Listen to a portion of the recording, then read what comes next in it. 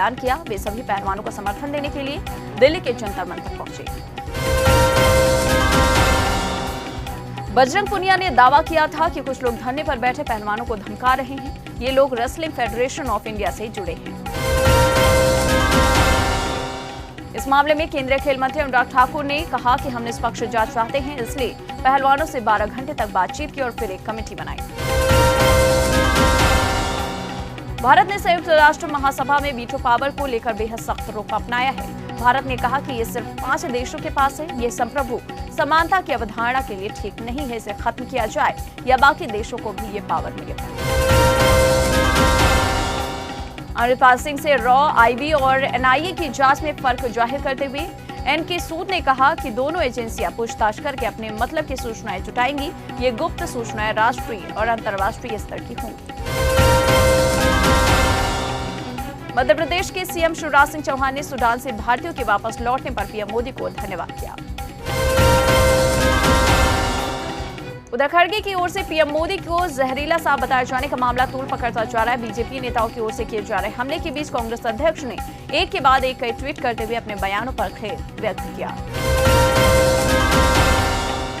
अब बीजेपी विधायक खड़गे पर पलटवार करते हुए बदजुबानी में एक और आगे निकल गए। बता दें, बीजेपी विधायक ने कांग्रेस के पूर्व अध्यक्ष सोनिया गांधी को विषकन्या बता दिया।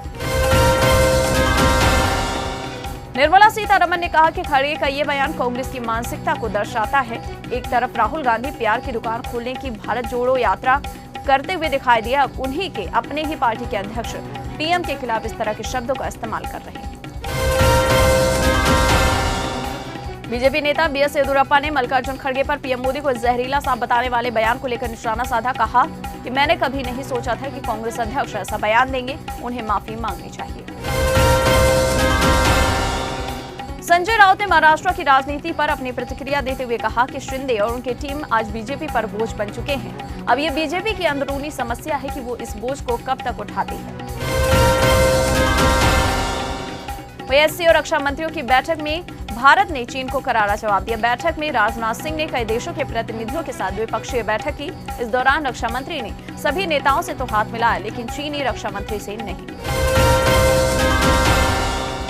उद्धव विधायक नीतीश राणे ने कहा है कि जहां तक मुझे मालूम है, उद्धव ठाकरे महाविकास अघाड़ी पर बोझ बन गए हैं। 1 मई को जो एमबीए की मुंबई में संयुक्त वज्रमूठ सभा होने जा रही है, जिसे लेकर नीतीश राणे ने कहा वो आखिरी वज्रमूठ सभा होगी। इसके बाद महाविकास अघाड़ी की कोई संयुक्त सभा नहीं होगी।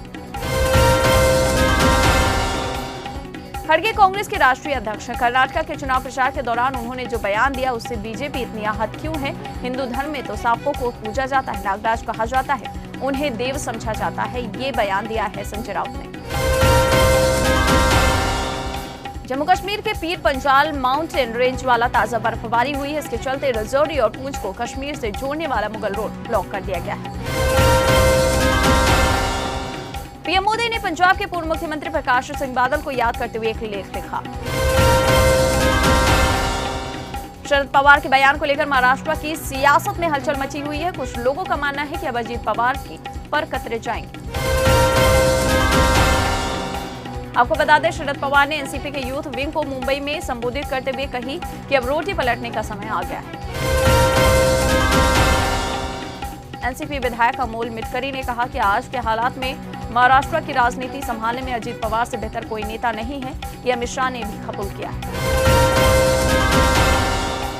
भारतीय ओलंपिक संघ के अध्यक्ष पीटी उषा ने पहलवानों के विरोध के समर्थन नहीं करते हुए कहा था कि ये खेल के लिए ठीक नहीं है, इसको अनुशासनहीनता कहा जाएगा। विनेश फोगाट ने कहा कि हमारे आरोप सही हैं, गलत नहीं हैं। उन्होंने कहा, अभी तो हमने पूरी बात खुलकर नहीं बोली।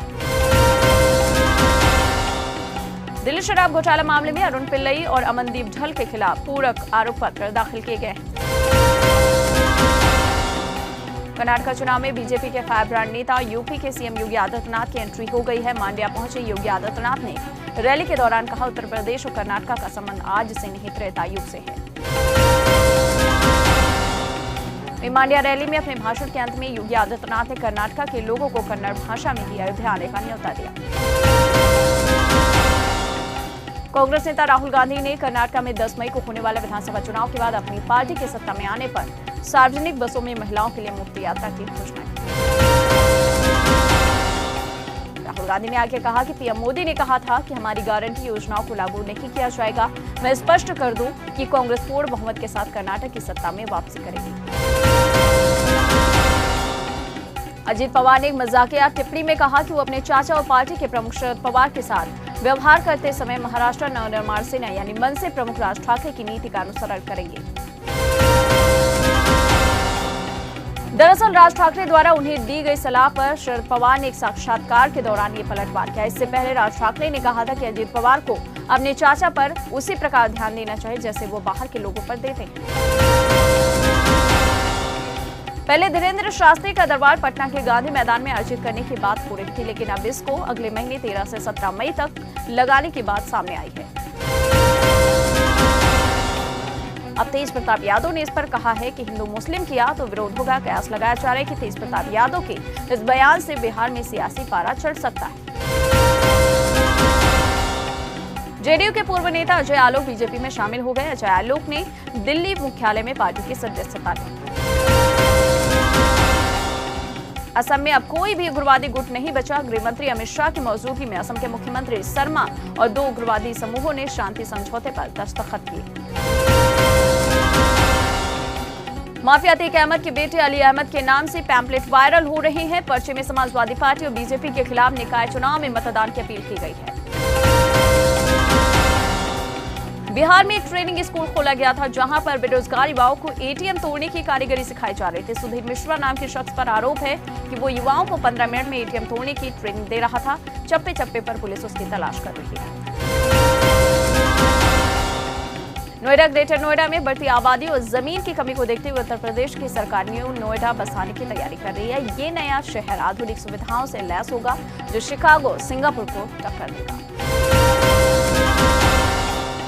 नंद मोहन को रिहा करने के लिए जेल मैनुअल के नियमों का उल्लंघन किया गया है। इसको लेकर बिहार में सियासी पारा चढ़ा हुआ है। आनंद मोहन को सूर्योदय से पहले कैसे छोड़ दिया गया, इस पर अब सवाल उठ रहे हैं। पाकिस्तान में कंगाली का आलम यह है कि चुनाव कराना भी मुश्किल हो रहा है। यहां एक वोट की कीमत 492 रुपए हो गई है। चुनाव आयोग के अनुसार पाकिस्तान में इलेक्शन पर 61 अरब रुपए से ज्यादा का खर्च आएगा, लेकिन आर्थिक संकट की वजह से चुनाव आयोग इलेक्शन कराने में पक्ष में नहीं है। तिब्बती धर्मगुरु दलाई लामा का चयन रेमन मैग्सेसे पुरस्कार के लिए साल 1959 में हुआ था, लेकिन 64 साल के लंबे इंतजार के बाद ये पुरस्कार उनके हाथ में 26 अप्रैल को पहुंचा। मुकेश अंबानी ने हॉलीवुड के प्रोडक्शन हाउस वार्नर ब्रदर्स के साथ बड़ी डील की। साथ ही HBO कंटेंट के लिए भी डील हो गई है। माना जा रहा है कि इसके बाद जियो सिनेमा भारत में अमेजन और हॉटस्टार को कड़ी टक्कर देगा। दरअसल वार्नर ब्रदर्स के पास कई आइकॉनिक फिल्में हैं जिन्हें भारत का यूथ काफी पसंद करता है। अयोध्या में अगले साल 22 जनवरी को गर्भगृह में होगी रामलला की प्राण प्रतिष्ठा। मध्य प्रदेश को पहली वंदे भारत एक्सप्रेस गुरुवार को हादसे का शिकार हो गई। नई दिल्ली से भोपाल जा रही वंदे भारत एक्सप्रेस ग्वालियर के डबरा स्टेशन के पास एक गाय से टकरा गई। टक्कर के बाद ट्रेन के इंजन का बोनट टूट गया। माफिया मुख्तार अंसारी के केस में गुरुवार को भी एमपीएमएलए कोर्ट ने अपना फैसला नहीं सुनाया। इसके बाद कोर्ट ने अगली तारीख 6 मई को सुनाई। गृह मंत्री अमित शाह के अहमदाबाद स्थित थलतेज आवास की सुरक्षा में बढ़ोतरी की जाएगी। आपको बता दें, सुरक्षा एजेंसियों द्वारा अहमदाबाद शहर पुलिस की आग्रह के बाद आवास की सुरक्षा में बढ़ोतरी की जाएगी। कोरोना की रफ्तार थोड़ी स्लो की। पिछले 24 घंटे में 7,533 नए मामले दर्ज। अतीक अशरफ हत्याकांड पर सुप्रीम कोर्ट ने यूपी सरकार से स्टेटस रिपोर्ट मांगी है। 3 हफ्ते का समय दिया है। सीधे एम्बुलेंस से अस्पताल क्यों नहीं लाया गया अतीक अशरफ? माफिया ब्रदर्स की हत्या पर सुप्रीम कोर्ट ने सवाल किया। एमपी में भारत जोड़ो यात्रा के दौरान एक व्यक्ति ने पत्र भेजकर राहुल गांधी को हत्या की धमकी दी थी। पुलिस ने उसे गिरफ्तार कर लिया है। साथ ही रासुका के तहत जेल भेज दिया गया। बताया जा रहा है कि वो उसकी सन की प्रवृत्ति का है। उधर जिया खान सुसाइड केस में कोर्ट ने सूरत पंचोली को बरी करने का फैसला सुनाया। बताया सबूतों के अभाव में सूरत पंचोली बरी की गई।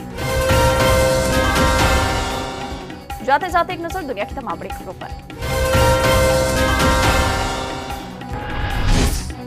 पाकिस्तान तक ट्रेन चलाएगा चीन, 58 अरब डॉलर में बिछाएगा 3000 किलोमीटर रेलवे लाइन, बदलेगी दक्षिण एशिया की सूरत। हिंसाग्रस्त सूडान से सैकड़ों भारतीयों की हुई वतन वापसी, इस देश के 16,000 लोग अभी भी फंसे। इंडोनेशिया में बड़ा हादसा, 78 लोगों को ले जा रही स्पीड बोट समंदर में डूबी। पाकिस्तान में अल्पसंख्यकों के खिलाफ बड़ी हिंसा, मानवाधिकार आयोग की रिपोर्ट में बड़ा खुलासा। और यूक्रेन युद्ध में फुस साबित हो